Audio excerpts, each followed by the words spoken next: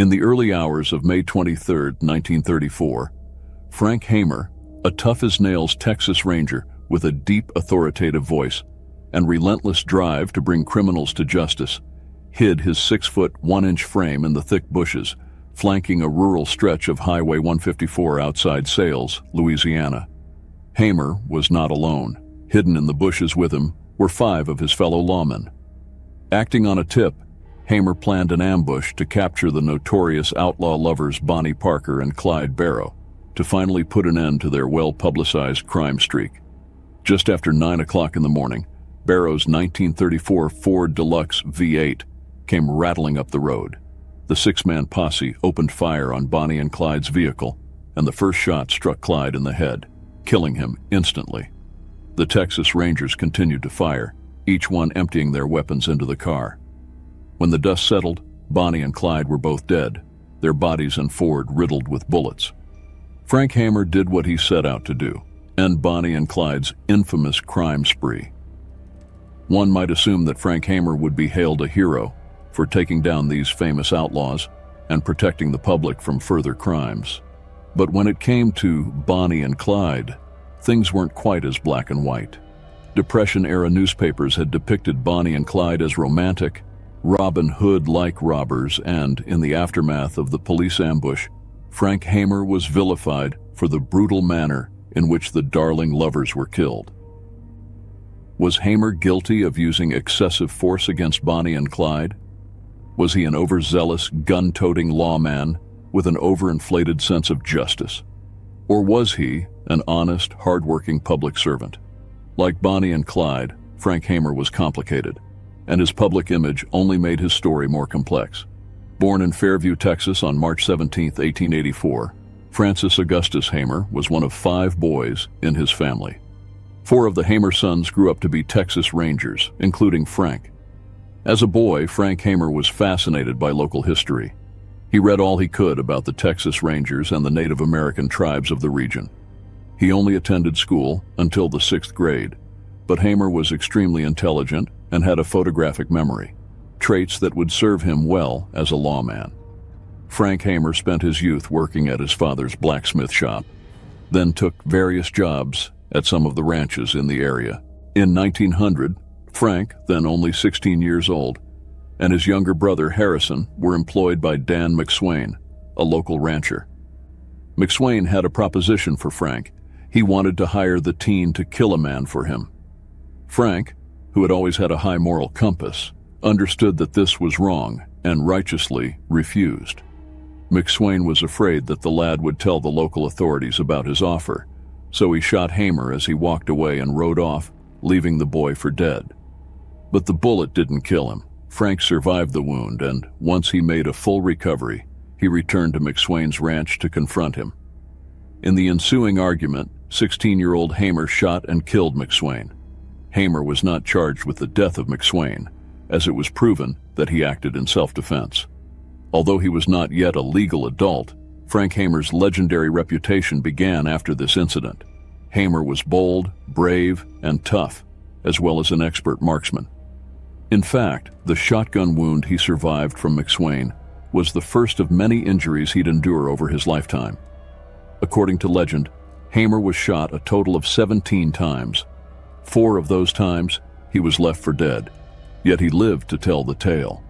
In 1905, Frank Hamer was working as a ranch hand in West Texas when a horse thief made off with one of his employer's horses.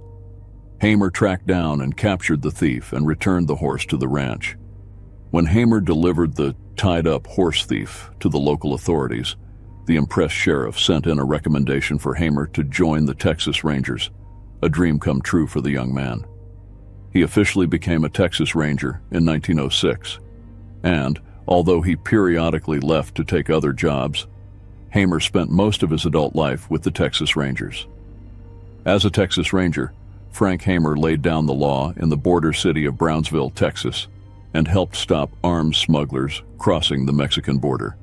He also upheld the law during Prohibition, when bandits flooded the Mexican border with bootlegged alcohol. Hamer was also involved in numerous raids and shootouts with bootleggers and smugglers in and around El Paso. During this time, Hamer cemented his reputation as a consummate lawman and was viewed as the epitome of a Texas Ranger. The stoic and serious Hamer was often described as stone-faced, unwavering in his determination to track down criminals, and fearless in the face of danger. Once he set his sights on catching a criminal, he was relentless in his pursuit. Hamer was guided by a strong calling to protect the public and deliver justice to those who broke the law. He was admired by his peers and feared by criminals. Starting in 1922, Frank Hamer, now a senior captain with the Texas Rangers, took on the Ku Klux Klan in the Lone Star State. The Klan was experiencing a resurgence in popularity in the 1920s, fueled by post-World War I worries about how African Americans, immigrants, and modern viewpoints were changing traditional values. Although the Klan was seeing an uptick across the country, Hamer was determined to curtail their activities in Texas. Throughout his career, Hamer personally saved 15 people from lynch mobs. However, one failed attempt to prevent a lynching haunted him his whole life. In the town of Sherman, a black man named George Hughes was arrested and charged with raping a white woman. Hamer and a group of other Texas Rangers were tasked with keeping Hughes safe in the jailhouse until he could stand trial. The Ku Klux Klan, however, had other plans for Hughes. They descended on the town, and the Rangers moved Hughes to the town's courthouse building and locked him in the vault to protect his safety. The Ku Klux Klan mob attacked the courthouse, an event that later became known as the Sherman Riot of 1930. Hamer shot 2 of the mob members, but the Ku Klux Klan set fire to the courthouse. The Rangers, overwhelmed and outnumbered by the KKK, were forced to commandeer a car and flee the scene. To Hamer's despair, the flames prevented them from freeing Hughes from the vault. It is not known if Hughes managed to survive the fire, but it is known that the Ku Klux Klan used dynamite to blast open the vault and get to Hughes. The next morning, Hughes's body was found hanging, strung up by the Klan.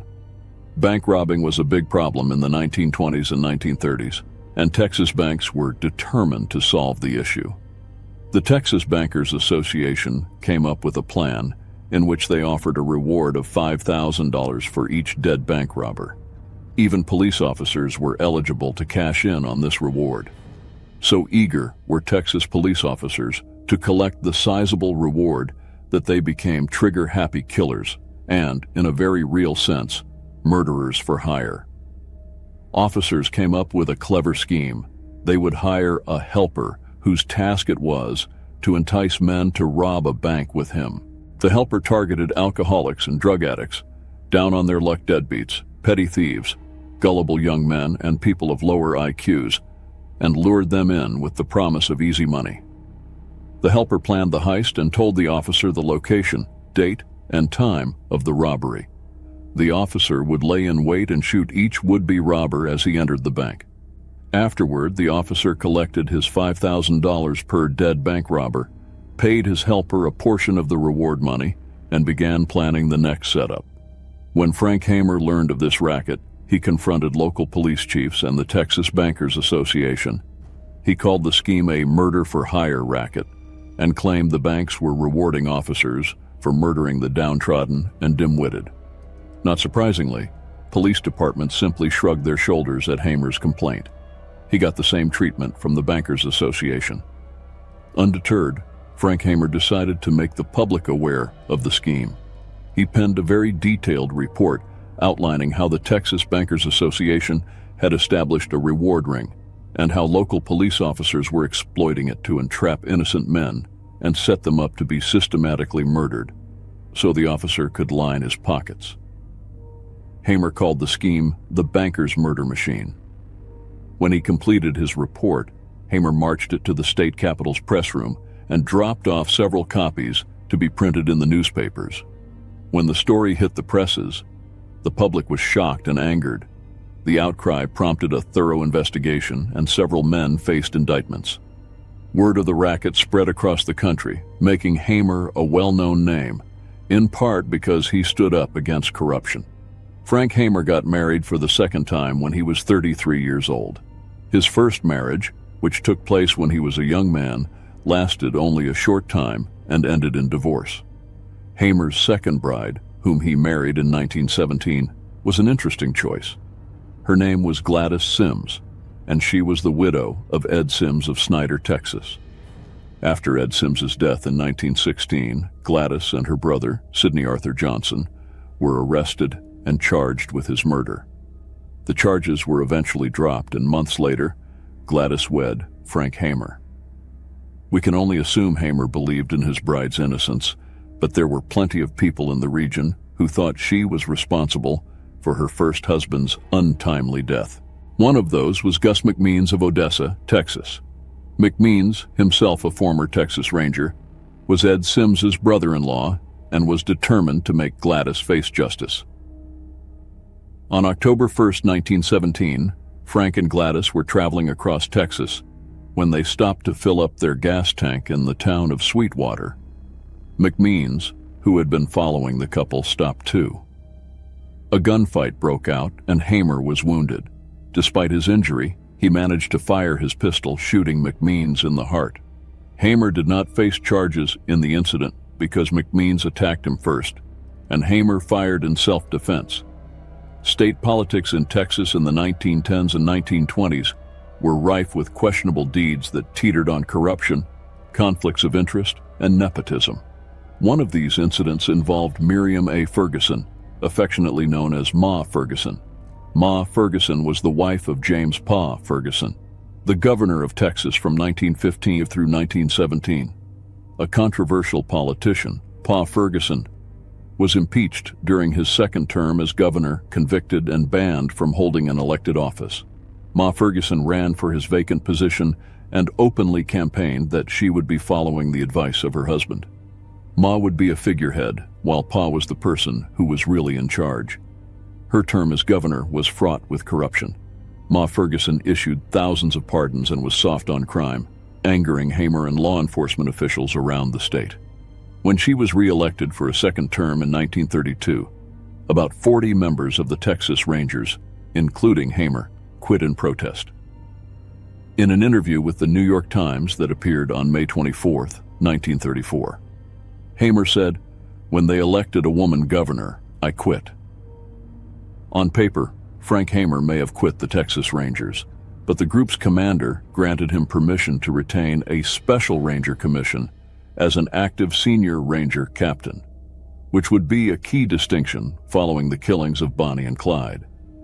Bonnie Parker and Clyde Barrow were notorious criminals who became infamous for their crime spree during the Great Depression. The lovers committed bank robberies, held up gas stations, and racked up a string of violent crimes in the South in the early 1930s. Bonnie, a pretty girl from a poor Texas family, was barely 20 years old when she fell in love with charismatic bad boy Clyde Barrow. Bonnie and Clyde's crime spree took them from Texas to Louisiana, Missouri, and Oklahoma, beginning in the early 1930s. Although the young lovers killed multiple law enforcement officers and innocent civilians, while making their escapes from police, newspaper articles sensationalized their antics. The duo were cast as tragic romantic heroes who were targeting banks during a time when many people strongly distrusted and disliked banks. The public latched onto the story of Bonnie and Clyde, rooting for them to outwit the authorities. Lee Simmons, the head administrator of the Texas prison system, lost a few of his guards to Clyde Barrow's gun and was determined to see the outlaw lovers brought to justice. He knew just the man for the job, Frank Hamer. Although Hamer was no longer a Texas Ranger, he still had his special commission. Simmons pulled a few strings to get Hamer appointed as an officer of the Texas Highway Patrol and a special investigator charged with apprehending Bonnie and Clyde. Hamer put his detective skills to work and analyzed the movements of Bonnie and Clyde. He noted that heists often took place near state lines, and the bandits took advantage of the fact that police officers could not pursue them into another state. He also noticed that the lovers traveled in a large circle that put them back in familiar territory every few months.